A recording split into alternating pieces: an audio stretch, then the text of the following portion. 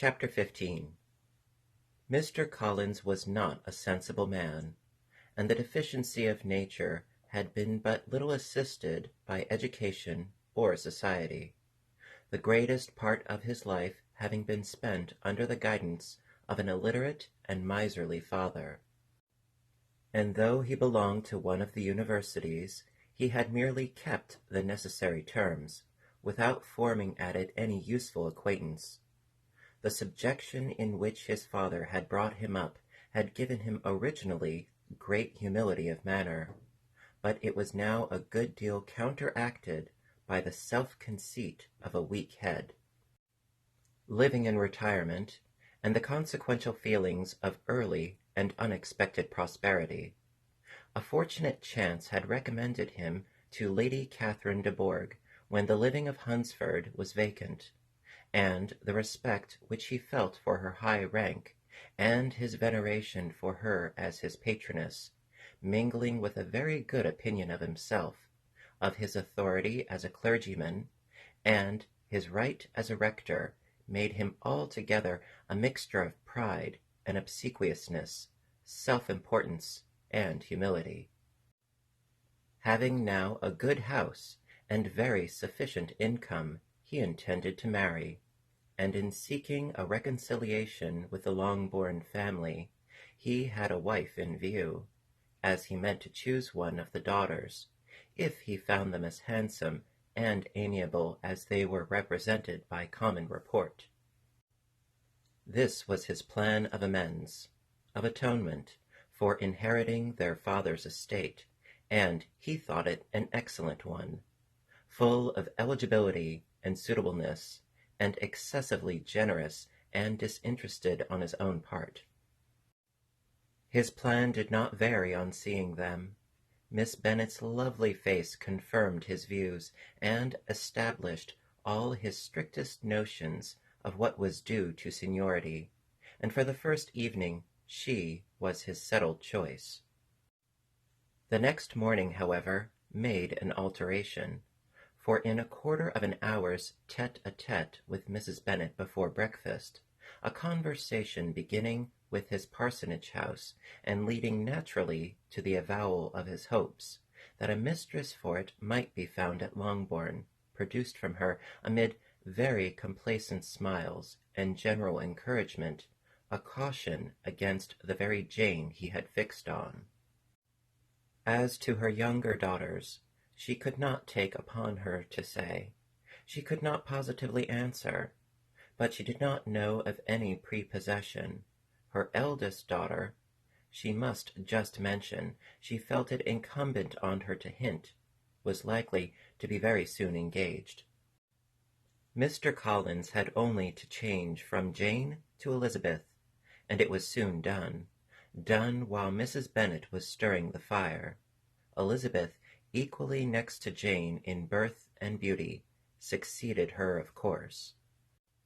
Mrs. Bennet treasured up the hint, and trusted that she might soon have 2 daughters married, and the man whom she could not bear to speak of the day before was now high in her good graces. Lydia's intention of walking to Meryton was not forgotten.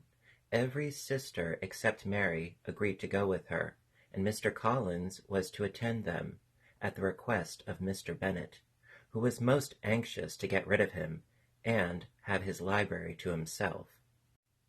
For thither Mr. Collins had followed him after breakfast, and there he would continue nominally engaged with one of the largest folios in the collection, but really talking to Mr. Bennet with little cessation. Of his house and garden at Hunsford.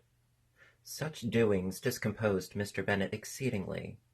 In his library he had always been sure of leisure and tranquillity, and though prepared, as he told Elizabeth, to meet with folly and conceit in every other room in the house, he was used to be free from them there.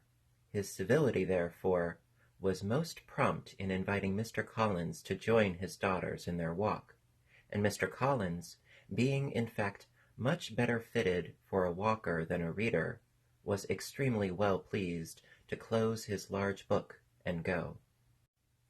In pompous nothings on his side, and civil assents on that of his cousins, their time passed till they entered Meryton. The attention of the younger ones was then no longer to be gained by him. Their eyes were immediately wandering up in the street in quest of the officers, and nothing less than a very smart bonnet indeed, or a really new muslin in a shop window could recall them. But the attention of every lady was soon caught by a young man whom they had never seen before, of most gentlemanlike appearance, walking with an officer on the other side of the way. The officer was the very Mr. Denny concerning whose return from London Lydia came to inquire, and he bowed as they passed. All were struck with the stranger's air, all wondered who he could be, and Kitty and Lydia, determined if possible to find out, led the way across the street, under pretence of wanting something in an opposite shop, and fortunately had just gained the pavement when the two gentlemen, turning back, had reached the same spot. Mr. Denny addressed them directly, and entreated permission to introduce his friend, Mr. Wickham, who had returned with him the day before from town, and he was happy to say had accepted a commission in their corps. This was exactly as it should be, for the young man wanted only regimentals to make him completely charming. His appearance was greatly in his favor. He had all the best part of beauty, a fine countenance, a good figure, and very pleasing address. The introduction was followed up on his side by a happy readiness of conversation, a readiness at the same time perfectly correct and unassuming, and the whole party were still standing and talking together very agreeably, when the sound of horses drew their notice, and Darcy and Bingley were seen riding down the street. On distinguishing the ladies of the group, the two gentlemen came directly towards them, and began the usual civilities. Bingley was the principal spokesman, and Miss Bennet the principal object. He was then, he said, on his way to Longbourn, on purpose to inquire after her.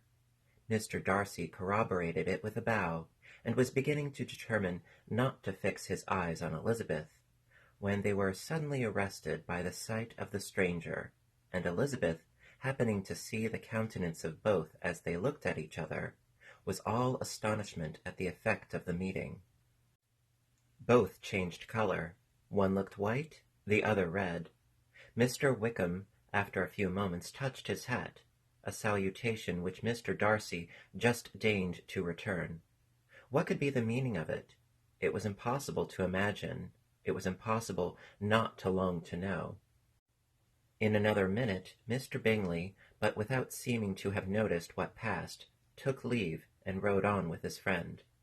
Mr. Denny and Mr. Wickham walked with the young ladies to the door of Mr. Phillips's house, and then made their bows, in spite of Miss Lydia's pressing entreaties that they would come in, and even in spite of Mrs. Phillips throwing up the parlor window and loudly seconding the invitation. Mrs. Phillips was always glad to see her nieces, and the two eldest, from their recent absence, were particularly welcome, and she was eagerly expressing her surprise at their sudden return home, which, as their own carriage had not fetched them, she should have known nothing about. If she had not happened to see Mr. Jones's shop-boy in the street, who had told her that they were not to send any more drafts to Netherfield, because the Miss Bennets were come away, when her civility was claimed towards Mr. Collins by Jane's introduction of him. She received him with her very best politeness, which he returned with as much more, apologizing for his intrusion, without any previous acquaintance with her, which he could not help flattering himself, however, might be justified by his relationship to the young ladies who introduced him to her notice. Mrs. Phillips was quite awed by such an excess of good breeding, but her contemplation of one stranger was soon put an end to by exclamations and inquiries about the other, of whom, however, she could only tell her nieces what they already knew. that Mr. Denny had brought him from London, and he was to have a lieutenant's commission in the shire. She had been watching him the last hour, she said, as he walked up and down the street, and had Mr. Wickham appeared, Kitty and Lydia would certainly have continued the occupation, but unluckily no one passed the windows now except a few of the officers who, in comparison with the stranger, were become stupid, disagreeable fellows. Some of them were to dine with the Phillipses the next day, and their aunt promised to make her husband call on Mr. Wickham, and give him an invitation also, if the family from Longbourn would come in the evening. This was agreed to, and Mrs. Phillips protested that they would have a nice, comfortable, noisy game of lottery tickets, and a little bit of hot supper afterwards. The prospect of such delights was very cheering, and they parted in mutual good spirits. Mr. Collins repeated his apologies in quitting the room, and was assured with unwearying civility that they were perfectly needless.